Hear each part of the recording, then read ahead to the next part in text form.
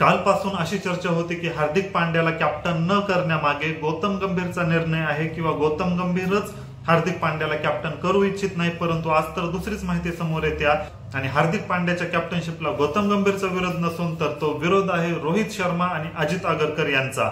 विरोध म्हणण्यापेक्षा हे दोघं प्रायमरी प्रेफरन्स म्हणून हार्दिक पांड्याकडे बघत नाहीत, हार्दिक पांड्याला कॅप्टन करू इच्छित नाहीत। तर सगळ्यात महत्वाचं जसं की गौतम गंभीर जेव्हा हेड कोच झाला किंवा होण्याच्या अगोदर त्यानं स्पष्ट सांगितलं होतं की मी जे डिसिजन घेईल तेच फायनल असणार आहेत आणि मला माझ्या डिसिजन्स मध्ये इंटरफिअर नको आहे। आणि गौतम गंभीर येण्याच्या अगोदर सगळ्यांना असंच वाटत होतं की एकदा गौतम गंभीर आला तर टीम इंडियामध्ये खूप मोठे बदल घडू शकतात आणि तसंच कुठेतरी दिसत आहे। याचं कारण म्हणजे T20 वर्ल्ड कप जिंकल्यानंतर आणि रोहित शर्मा T20 इंटरनॅशनल मधून रिटायर झाल्यानंतर काय वाटत होतं की आता हार्दिक पांड्याच पुढचा कॅप्टन बनणार आहे आणि जवळपास 99% लोकांनी मानलं पण होतं की चला आता हार्दिक पांड्याच कॅप्टन होऊ शकतो।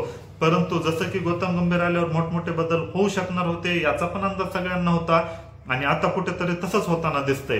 तर हार्दिक पांड्याला कॅप्टन न करता सूर्यकुमार यादवचं नाव समोर आहे आणि फक्त श्रीलंका दौऱ्यापुरतच नाही तर 2026च्या T20 वर्ल्ड कप पर्यंत सूर्यकुमार यादव हा T20चा कॅप्टन राहू शकतो अशी माहिती येत आहे। माहितीच काय तर एक प्रकारे हा डिसिजन झालेला आहे, फक्त ऑफिशियल अनाउन्समेंट बाकी आहे। परंतु कालपर्यंत असं वाटत होतं की गौतम गंभीरचाच निर्णय हा आहे की सूर्यकुमार यादवला तो कॅप्टन करणार आहे। परंतु आज अशी पण माहिती समोर येते आहे की अजित आगरकर आणि रोहित शर्माचं सुद्धा असंच मत आहे की हार्दिक पांड्याच्या ऐवजी सूर्यकुमार यादवलाच कॅप्टन करण्यात आलं पाहिजे। याचं कारण म्हणजे हार्दिक पांड्याची फिटनेसचं कारण दिलं जात आहे, कारण आपल्याला पण माहित आहे की हार्दिक पांड्या अनेक दिवस फिटनेसमुळे टीमच्या बाहेर असतो आणि फिटनेसमुळे कधी कधी तो बॉलिंग पण करत नाही। तर या सगळ्या गोष्टीचा विचार करून हार्दिक पांड्याला कॅप्टन करण्याच्या पाठीमागे विरोध होत आहे, हे कारण येत आहे।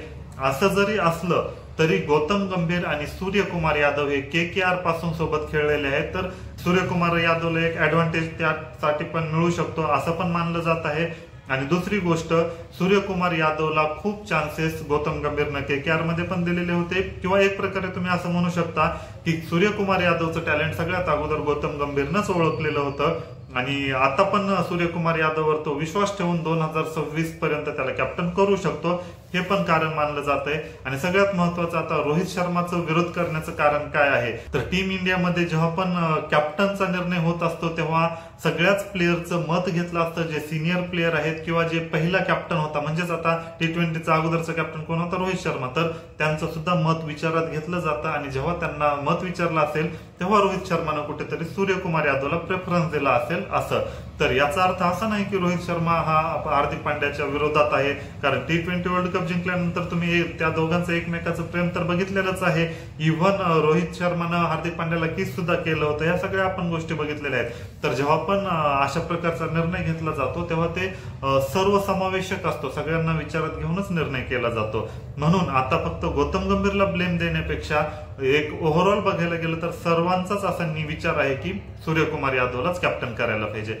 तर या निर्णयावर तुमचं काय म्हणणं आहे कॉमेंट करून नक्कीच सांगा।